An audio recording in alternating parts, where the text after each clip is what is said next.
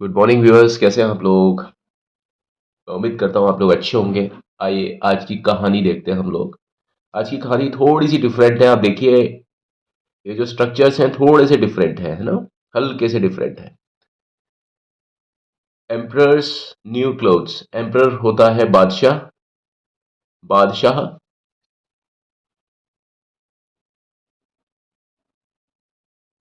Emperor को बोलते हैं बादशाह। बादशाह के नए कपड़े, है ना। बादशाह के नए कपड़े, है ना। बादशाह कौन? मुस्लिम जो होते हैं उनमें राजा नहीं बोलते, बादशाह। जैसे मान लो हुमायूं है, अकबर है, शाहजहां है, बाबर है, ये सब बादशाह हुआ करते थे। और जो राजा थे वो जैसे विक्रमादित्य है ना, जैसे पृथ्वीराज चौहान है, ये जो हिंदू होते थे ये राजा बोलते थे। इनको राजा कहा जाता था। और उसी कैटेगरी में जब कोई पूरे देश को, पूरे राज्य को संभालते थे तो उनको मुस्लिम लोग बादशाह, मतलब मुस्लिम अगर कोई शासक है तो हम उसको बादशाह बोलेंगे या सुल्तान बोलते थे, है ना। तो इसमें emperor. Once upon a time, एक समय की बात है। एक समय की बात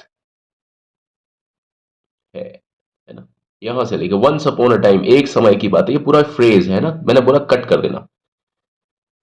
there lived an emperor. There lived an emperor, पूरा आ गया ये। एक बादशाह। एक बादशाह। लिव। लिव मतलब रहना। टू लिव मतलब रहना।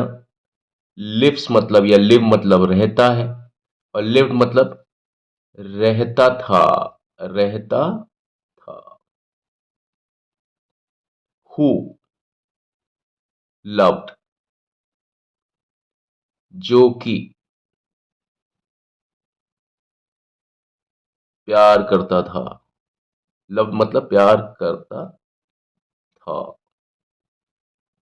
हु लव्ड, किस चीज से प्यार करता था? खर्च करने में। स्पेंडिंग मतलब खर्च करने में। किस पर? नए कपड़ों पर। नए कपड़ों पर।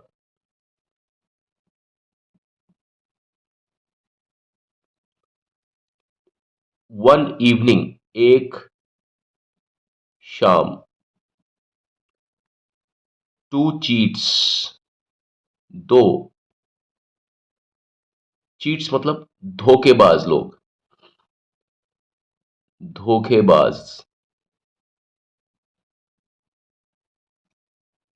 दो धोखेबाज केम, आए। कहां आए? To his palace. उसके, हिज मतलब उसके महल में। टू हिज पैलेस मतलब उसके महल में, है ना। और सेड मतलब कहा। क्या कहा? वी, हम। मेक, बनाते हैं। देखिए इन्वर्टेड कॉमा में आई नहीं ना बात। इन्वर्टेड कॉमा में जब कोई चीज आती है तो वो का वही चीज बोली जाती है जो किसी ने कही है। ये इन्वर्टेड कॉमा में आ रही है बात। तो जो उन्होंने कहा, मेक का मतलब बनाते हैं। हम बनाते हैं। मैजिकल, जादुई। मैजिकल मतलब जादुई। मैजिक मतलब जादू। मैजिकल मतलब जादुई। मैजिकल मतलब एडजेक्टिव। मैजिक मतलब नाउन। जादुई कपड़े।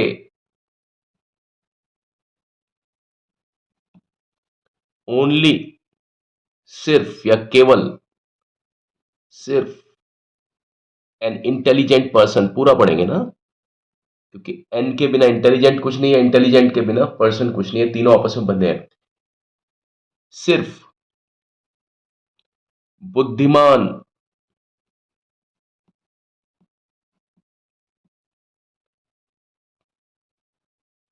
व्यक्ति, पर्सन मतलब व्यक्ति, would be able to see these magical clothes, would be able, सिर्फ बुद्धिमान व्यक्ति, एन मतलब एक, सिर्फ एक बुद्धिमान व्यक्ति, would be able to see, able to see मतलब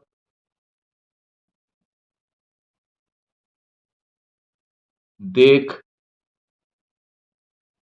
पाएगा, वुड फ्यूचर में आ रहा है यहां, है ना, वुड बी पाएगा, गा पाएगा, to see these magical clothes, देख पाएगा, किसको देख पाएगा, जादुई कपड़ों को, दीज मैजिकल क्लोथ्स, देख पाएगा, वुड बी एबल टू सी, देख पाएगा, देख सकेगा, है ना, दीज मैजिकल क्लोथ्स, इन जादुई कपड़ों को, इफ यू विश, अगर, यदि, या अगर तुम, विश मतलब चाहो, है ना, चाहो या चाहते हो, वी कैन मेक, हम, कैन मेक मतलब हम, कैन का मतलब सकते हैं, मेक का मतलब बना, भाई सकते के साथ तो बना ही आएगा ना, हम बना सकते हैं, इसका मतलब ये हो गया हम बना सकते हैं, क्या, ए मैजिकल रोब, एक जादुई रोब होता है, लबादा, लबादा मतलब तो एक जैसे पूरा का पूरा गाउन होता है ना, गाउन उसको बोलते हैं, एक जादुई लबादा, मतलब जिसको आप एक ऊपर से पहन लेते हो ना तो पूरा नीचे तक आ जाता है वो, उसको आप चाहे बुर्का कहो, चाहे आप पूरा ओवर, जो ओवरकोट होता है उस टाइप से कहो, पूरा लबादा होता है ना, नीचे तक जो कोट होता है ओवरकोट, उसको बोलते हैं एक जादुई लबादा तुम्हारे लिए, फॉर का मतलब लिए, और यू का मतलब तुम्हारे,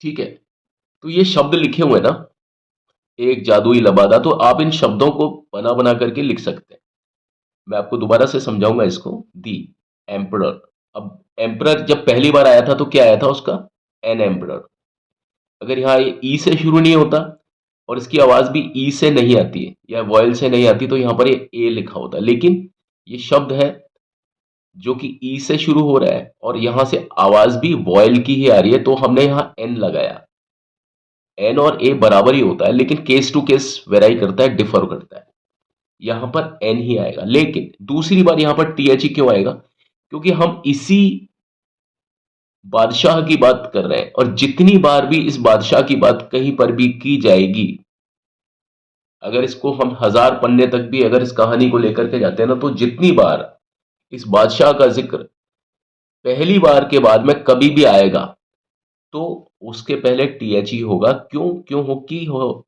ये जो बादशाह है हम सिर्फ इसी की ही बात कर रहे हैं इस कहानी में, किसी और बादशाह की नहीं, क्योंकि बादशाह बहुत सारे हुए, लेकिन हमारी कहानी का जो बादशाह है ना, हम जब जब भी इसकी बात करेंगे ना, एक बार के बाद में कभी भी उससे पहले टीएच ही आएगा, और इसी तरीके से चाहे किसी भी कैरेक्टर को, किसी भी व्यक्ति को, किसी भी चीज को जब हम पहली बार लिखते हैं ना, किसी कहानी में बोलते हैं, सोचते हैं, लिखते हैं, पढ़ते हैं, वो चीज ए या एन के साथ में आती है अगर वो सिंगल है तो, और दूसरी बार वही चीज दूसरी तीसरी चौथी बार मतलब फिर वो कभी भी आती है ना, उसी पाठ में कहीं पर भी वो चीज वो व्यक्ति, है ना, चाहे वो सिंगुलर हो चाहे फिर वो प्लूरल हो, उसके पहले हमेशा टीएच ही लगेगा, क्योंकि यहां पर इसका मतलब या तो उससे आएगा या वो से आएगा, आप देखिए,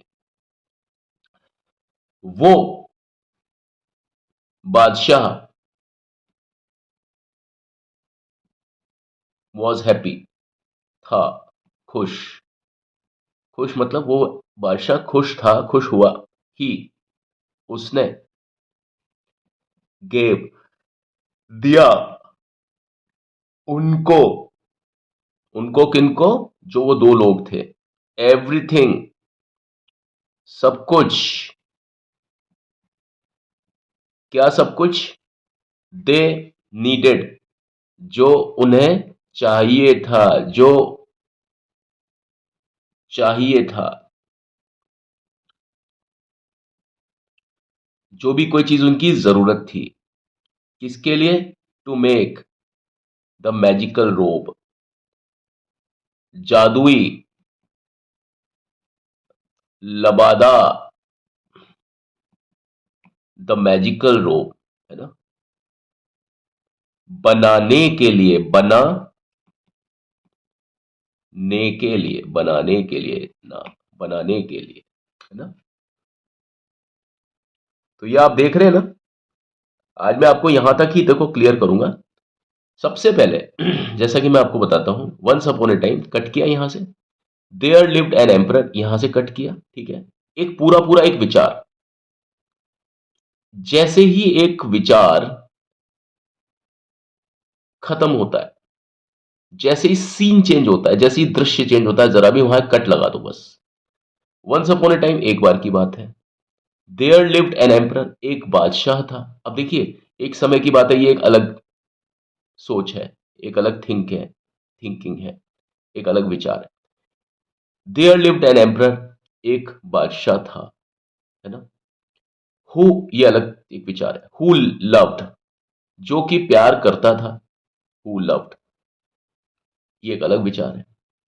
spending on new clothes, spending या तो पूरा ही आएगा, स्पेंडिंग ऑन न्यू क्लोथ्स, खर्च करने में, किस चीज पर? नए कपड़ों पर, ठीक है। एक समय की बात है, एक बादशाह प्यार करता था नए कपड़ों पर खर्च करने में, ठीक है। नए कपड़ों के लिए खर्चा करने में एक बादशाह था, वो खुश रहता था, या वो बहुत प्यार करता था नए कपड़ों को खरीदने में, नए कपड़े बनवाने के लिए, ठीक है ना। इसका मतलब ये हो, हमें देखिए थोड़ा सा अपने दिमाग में कैलकुलेशन करना पड़ता है। कहने का तात्पर्य क्या है? वन इवनिंग, एक शाम, टू चीट्स, दो धोखेबाज, केम, आए, टू हिज पैलेस, उसके महल में, एंड सैड, और कहा, आए और कहा, वी मेक, हम बनाते हैं। क्या बनाते हैं? मैजिकल क्लोथ्स, जादुई कपड़े बनाते हैं। ओनली, सिर्फ, एन इंटेलिजेंट पर्सन, एक बुद्धिमान व्यक्ति, वुड बी एबल टू सी, देख पाएगा, दीज यानी उन मैजिकल क्लोथ्स, जादुई कपड़ों को। इफ यू विश, अगर तुम चाहो, अगर तुम चाहो, वी कैन मेक, हम सकते हैं बना, यानी हम बना सकते हैं। अ मैजिकल रोब, एक जादुई लबादा, लबादा बुर्का, ओवरकोट, किसके लिए? फॉर यू, लिए तुम्हारे, यानी तुम्हारे लिए। एक शाम को दो धोखेबाज आए, महल में आए, और राजा से कहा, हम जादुई कपड़े बनाते हैं, सिर्फ एक बुद्धिमान व्यक्ति ही उन कपड़ों को देख सकता है, देख पाएगा। अगर तुम चाहते हो, अगर तुम चाहो या अगर तुम चाहते हो, हम दोनों मिलकर के, यानी हम दोनों जो चीट हैं वो खुद एक दूसरे के बारे में कह रहे हैं, हम दोनों मिलकर के आपके लिए एक जादुई लबादा बना सकते हैं। बादशाह, द एम्परर वॉज हैप्पी, बादशाह द एम्परर वॉज, था, खुश, यानी बादशाह खुश हुआ, या बादशाह खुश था इस बात को सुनकर। ही गेव, बादशाह ने दिया, देम, उनको, बादशाह ने उनको दिया, क्या दिया? बादशाह ने उनको एवरीथिंग दे नीडेड, बादशाह ने उनको वो सब कुछ दिया जो कि उन्हें चाहिए था, एक जादुई लबादा बनाने के लिए, इसको आप ऐसे भी बोल सकते हैं, एक जादुई लबादा बनाने के लिए जिन जिन चीजों की आवश्यकता थी, बादशाह ने वो सारी चीजें उन दोनों व्यक्तियों को, यानी दोनों चीट्स को दी, है ना। ये आप अपने दिमाग में कैलकुलेट कर सकते हैं, इसमें कोई बड़ी बात नहीं है ना। अब आप ये मुझे बताइए, क्या कहानी पढ़ने में, सुनने में आपको कोई दिक्कत लग रही है? नहीं लग रही है। सिंपल सी बात है। आप दो तीन स्टेप का याद रखिए, जैसा कि मैं बोलता हूं आपको, वर्ड के मीनिंग आप लिख सकते हैं, लिख लीजिए। अगली बार से मैं कलर कुछ लिखूंगा ताकि आपको पूरा दिख पाए।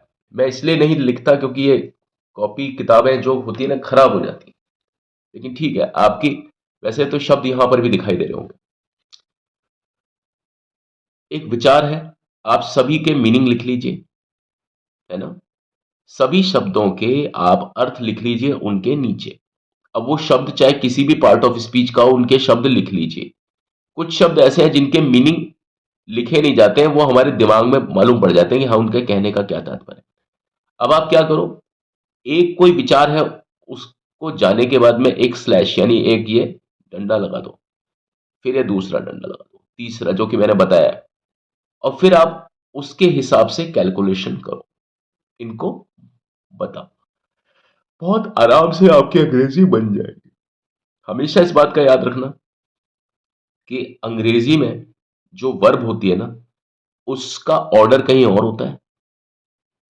जैसे वाक्य है, टू चीट्स, दो धोखेबाज के आए, तो यहां पर वर्ब जो है ना, वो सब्जेक्ट के तुरंत बाद में लगती है अगर फुल स्टॉप वाली कोई भी स्टेटमेंट होता है तो।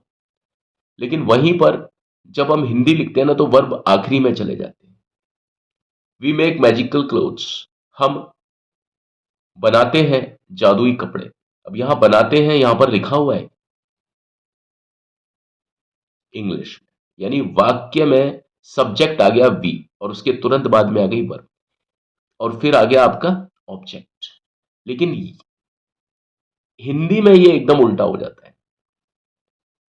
सब्जेक्ट तो वहीं का वहीं रहता है, हम जादुई कपड़े, वहां ऑब्जेक्ट आ गया पहले, यानी सब्जेक्ट के तुरंत बाद में आ गया ऑब्जेक्ट, और लास्ट में चला गया वर्ब। तभी तो ऐसा होगा, हम जादुई कपड़े बनाते हैं, बनाते हैं कब चला गया, लास्ट में चला गया हिंदी में।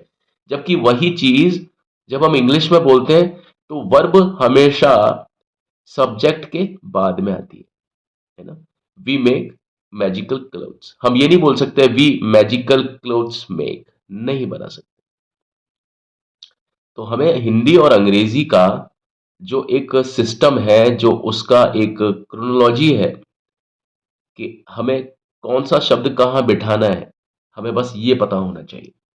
उसमें दो चीजें तो फिक्स होती हैं कि सब्जेक्ट के बाद में वर्ब आती है, ठीक है ना। आपको अगर इतना भर आता है ना कि सब्जेक्ट के बाद में आप वर्ब को सही तरीके से बिठा लेते हैं, वर्ब बैठा लीजिए, ठीक है। अब जैसे आपने वी के बाद में मेक को लगाया, वी के बाद में आप मैजिकल क्लोथ्स नहीं लगा सकते, वी के बाद में आपने मेक लगाया। अब मेक लगाया तो वो प्रेजेंट टेंस हो गया। अगर यहां मेड लगा दोगे तो यही पास्ट टेंस हो जाएगा, यानी मेक लगाया तो ये वर्तमान काल हो जाएगा, मेड लगाओगे तो ये भूतकाल हो जाएगा। और मेक से पहले विल या शैल लगा दोगे तो यही चीज आपके भविष्य काल भी हो जाएगी। We will make, we shall make, है ना। और अगर आपने we can make, we should make, तो वो सारे क्या हो जाएंगे, वो आपके मोडाइल्स हो जाएंगे। तो ये आपको ध्यान रखने वाली चीजें हैं कि जो वर्ब होता है, वर्ब होती है इंग्लिश में, वो सब्जेक्ट के बाद में आती है, ठीक है। कौन से सेंटेंसेस में जहां फुल स्टॉप लगा रहता है, ठीक है। और ज्यादातर फुल स्टॉप वाली चीजें ही होती हैं, और जहां प्रश्नवाचक होते हैं और थोड़ा सा सिस्टम चेंज हो जाता है, लेकिन वहां पर भी वर्ब कभी आखिरी में नहीं जाती है। लेकिन हिंदी में जब हम लिखते हैं तो वर्ब हमेशा आखिरी में जाती है। वो खाता है, खाता है लास्ट में चली गई, सेंटेंस खत्म हो गया। फिर उसके वो पीता है, वो खाता है, वो जाता है? तो कोई भी शब्द है ना, उसको आप मीनिंग में तो लेकर के आ सकते हो, लेकिन फिर आपको उसको अरेंजमेंट में भी लाना पड़ेगा।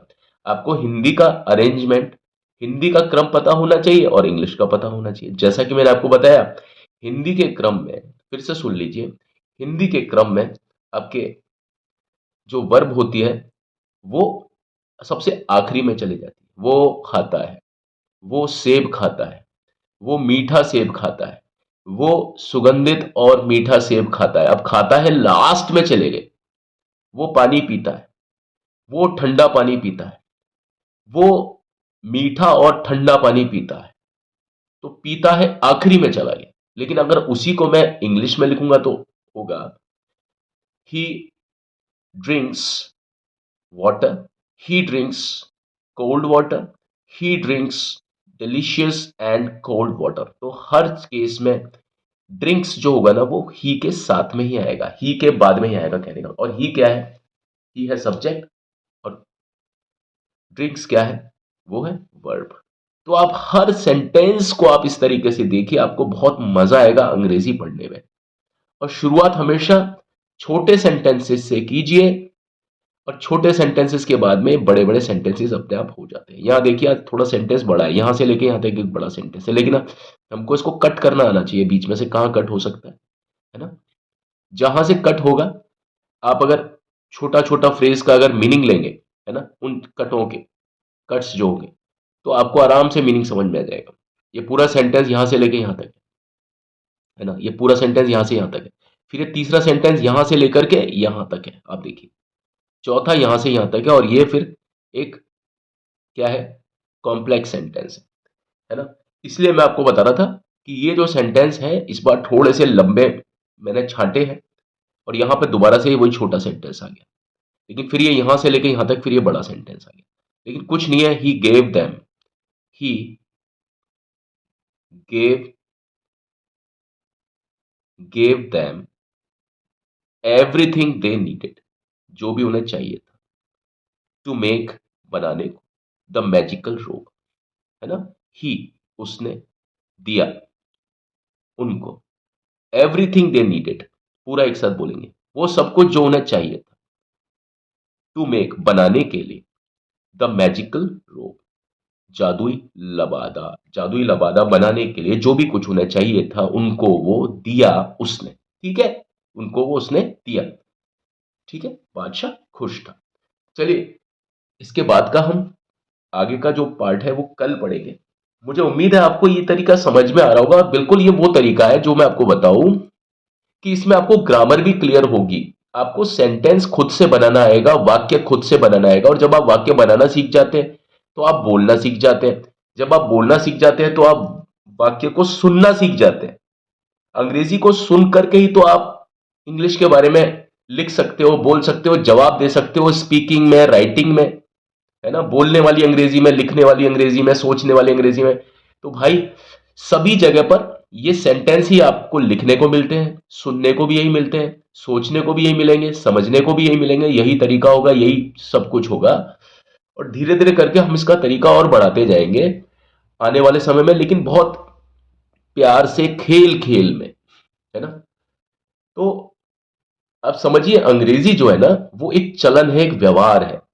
उसको समझिए, उसका टेस्ट थोड़ा डिफरेंट है। उसको इस अंदाज में अगर आप समझेंगे ना तो बिल्कुल कहीं कोई दिक्कत नहीं होने वाली आपके लिए। ये मेरा आपके साथ में वादा है। ठीक है, तो आज की वीडियो बस इतना ही। पर जाने से पहले हर बार की तरह मैं आपसे ये इल्तजा, ये रिक्वेस्ट, ये प्रार्थना करूंगा कि प्लीज मेरे इस चैनल को अगर आपने लाइक नहीं किया है तो प्लीज लाइक कीजिए, शेयर कीजिए, सब्सक्राइब कीजिए। ऐसे बहुत सारे हमारे लोग हैं, ऐसे हमारे बहुत सारे बच्चे हैं, हमारे दोस्त हैं जिन्हें इंग्लिश सीखनी है और बहुत अच्छे अंदाज में सीखनी है, घरेलू अंदाज में सीखनी है। अगर टीचर नहीं है तो सीखनी है, किताबें नहीं है तो भी सीखनी है। तो ये वही अंदाज है जो मैं आपको बता रहा हूं कि ये बिना टीचर के भी आप इंग्लिश सीख सकते हो, बस उसके साथ लगे रहो। और आप देखना, आप जब मेरी वीडियोस को थोड़ा समय देख लेंगे ना तो आपको खुद को इतना कॉन्फिडेंस हो जाएगा कि आप बिना किसी के मदद के कागज और पेन लेकर के खुद किसी भी चीज के बारे में लिख देंगे। और जिस दिन ऐसा हो गया, और ये समय जल्दी से जल्दी आएगा, मैं आपसे वादा करता हूं, और जब ये हो गया ना तो उस दिन के बाद से इंग्लिश आपके लिए कोई प्रॉब्लम है ही नहीं, कोई दिक्कत नहीं करेगी आपको अंग्रेजी। ठीक है, thank you and have a nice time. कल मिलते हैं इस कहानी को आगे का विस्तार देते हुए। कहानी अभी और है, आधी हमने पढ़ी है और आधी अभी बाकी है। पिक्चर अभी बाकी है मेरे दोस्त, तो ये पिक्चर हम कल पूरी करेंगे। ठीक है। Thank you and have a nice day. May God bless all of you. Take care, bye.